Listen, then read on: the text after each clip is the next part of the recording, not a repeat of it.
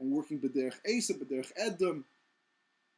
This is always the ongoing challenge of Jewish history, right? But you see there's a second chance at this limud.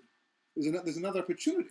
And when is that? That's right, by the Selah, right? The whole thing later on in Parshas Chukas, when Moshe Rabbeinu was told to speak to the rock as opposed to hit the rock to bring forth water, because that was the second opportunity to get this lesson down, to understand that it's derech Avraham, Yitzchak, and Yaakov, and Bnei Israel, to be able to function in the physical world. We no matter what we do anyhow, we live Lamala Teva. As the Rizal points out, everything about the Jewish people, as the Leshem explains, everything about Klal Yisrael from the beginning until this very day is all Lamala Teva. It looks kind of Tevadik. There's enough of Teva involved to make a person to believe they want to, that it's all Teva.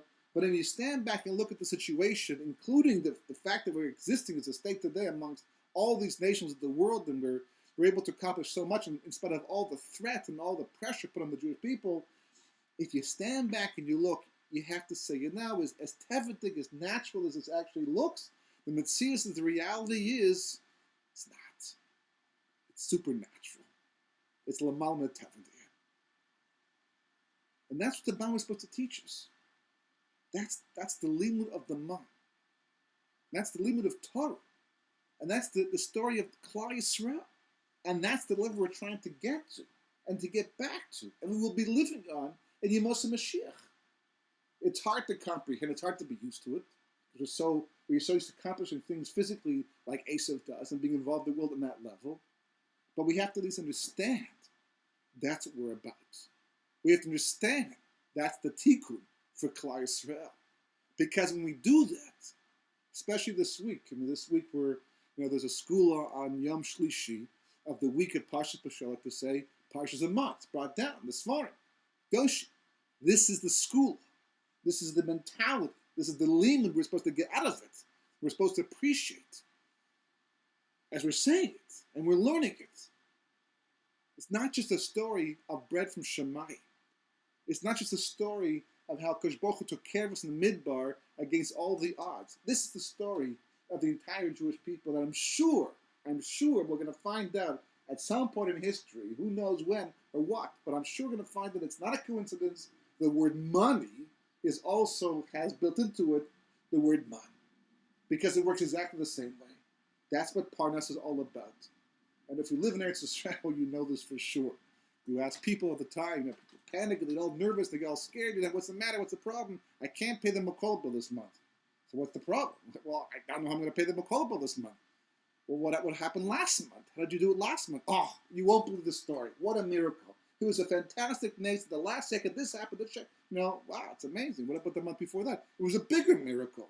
What happened? Well, that story goes back 15 years of miracles. 15 years of miracles. And somehow they were able to survive against all the odds. And all the success that Klal Yisrael has in Galus is also Lamal Teva.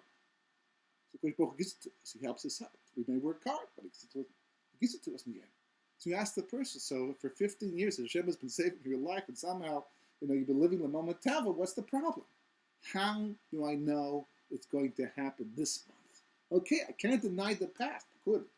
And some people do, right? Like the joke that they tell, the person who says, is trying to find a parking spot. He says to Kosh Baruch Hu, please, if you're just going to find me a parking spot, it's so packed over here, find me a parking spot, I'll do tshuva in this thing, or I'll learn more Torah, I'll say more Tehillim. And just as he's saying that, lo and behold, a car pulls out, and there's a parking spot. And he turns to Hashem and says, it's okay, I found one on my own. So you can deny the nace. You can deny the miracle if you want to. But most people don't. Most people will say, yeah, that was a miracle. They go back years of miracles. But when it comes to being Semach and HaKadosh Baruch Hu in the future, when it comes to being Semach and HaKadosh Baruch Hu, and knowing that whatever happens historically, HaKadosh Baruch Hu is with us, and it was a moon and bitachon, as the Lashon brings down, ein davar amud b'tnei bitachon. And if a person is able to understand and live in that reality, they have access to a completely Lamala Teva reality. We do anyhow. That's the story of Klal Yisrael. That's the story of the man. That's the lesson of Eretz Yisrael. Eretz Yisrael is Eretz Bitachon. It's the place, as the Torah points out, It doesn't function like Mitzrayim. It doesn't function like the rest of the nations of the world, the countries the way they function. It's got din. It's tied to Kodesh Baruch Hu. Kodesh Baruch Hu's eye is in the land all the time. And if we acknowledge that, and we live that with that reality, then it becomes the reality that we live with in the end. And that basically is what your Muslim Mashiach is all about.